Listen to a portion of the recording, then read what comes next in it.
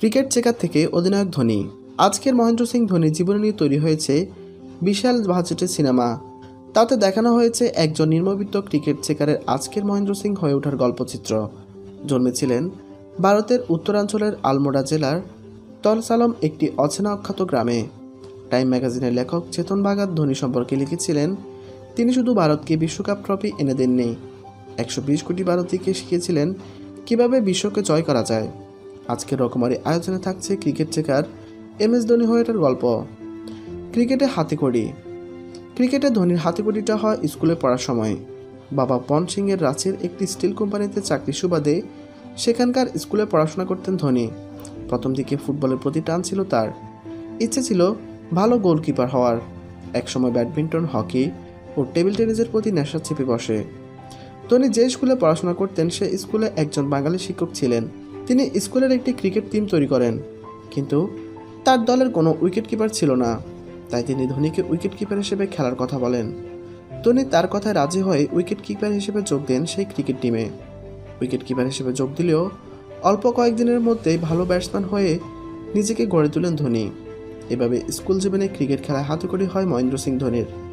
15 বছর বয়সের সুযোগ পান বিহার দলে। বয়সের কোটা 19-এর ঘরে পৌঁছালে অভিষেক ঘটে রঞ্জি ট্রফিতে। এরপর সুযোগ হয় পূর্বাঞ্চল টিমে। ছিলেন ক্রিকেট চেকার। ভারতের ক্রিকেট ইতিহাসের অন্যতম সেরা অধিনায়কের খ্যাতি রয়েছে মহেন্দ্র সিং ধোনির, কিন্তু জাতীয় দলে ঢোকার আগে তিনি 2001 থেকে 2003 সাল পর্যন্ত প্রায় 2 বছর টেনের ক্রিকেট চেকার ছিলেন।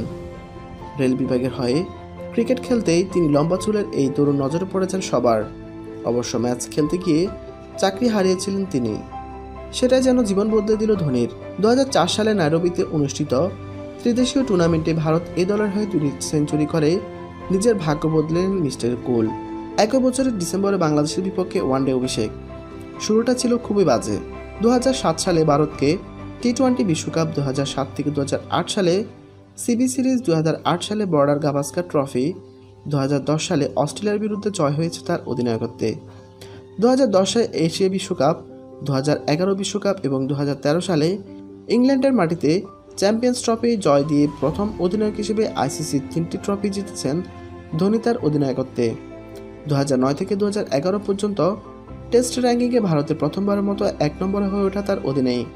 এখন পর্যন্ত টেস্ট এবং ওয়ানডে ইন্টারন্যাশনাল তার রেকর্ডে ভারতীয় অধিনায়কদের মধ্যে সেরা। কিন্তু শুরুটা ছিল একেবারে বাজেভাবে।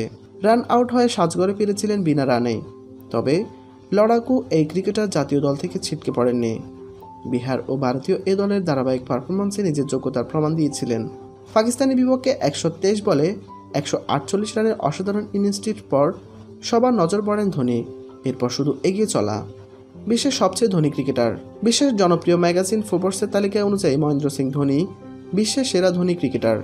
$2.65 কোটি উপার্জন করে তালিকায় প্রথম স্থানটা দখল করে নিয়েছেন ধোনি। এর মধ্যে বাণিজ্যিকভাবে আয় করেছেন $2.30 কোটি, আর ক্রিকেট খেলে আয় করেছেন $35 লাখ। তালিকা বলা হয়েছে ধোনি বাণিজ্যিকভাবে যে $2.30 কোটি আয় করেছেন সেটা ক্রিকেটারদের মধ্যে সর্বোচ্চ। 2014 সালের মার্চ মাসে এই তালিকাটি প্রকাশ করা হয়। বিশ্বের সবচেয়ে ধনী অ্যাথলেটের তালিকায় 16 নম্বরে রয়েছেন মহেন্দ্র সিং ধোনি। তালিকায় ধোনির এই অবস্থান বিশ্বের সবচেয়ে জনপ্রিয় ও অন্যতম সফল দৌড়বিদ উসাইন বোল্টকেও পেছনে ফেলে দেয়। এমনকি টেনিসের রাজপুত রাফায়েল নাদালও ধোনির কাছে ম্লান হয়ে যায়। ধোনির জীবন নিয়ে চলচ্চিত্র। মহেন্দ্র সিং ধোনির জীবন নিয়ে চলচ্চিত্র তৈরি করেছেন পরিচালক Neeraj Pandey. MS Dhoni the untold স্টোরিতে ধোনির চরিত্রে অভিনয় করেছেন সুশান্ত সিং রাজপুত। 2016 সালের 30 সেপ্টেম্বর মুক্তি পায় এই ছবিটিতে একটি ছোট্ট শহর থেকে ধোনির আন্তর্জাতিক তারকায় পরিণত হওয়ার সবকিছুই তুলে ধরা হয়েছে। তার সাফল্যের সঙ্গে যারা জড়িত সবাইকে রাখা হয় বিভিন্ন চরিত্রে। সর্বকালের সেরা অধিনায়ক ধোনি।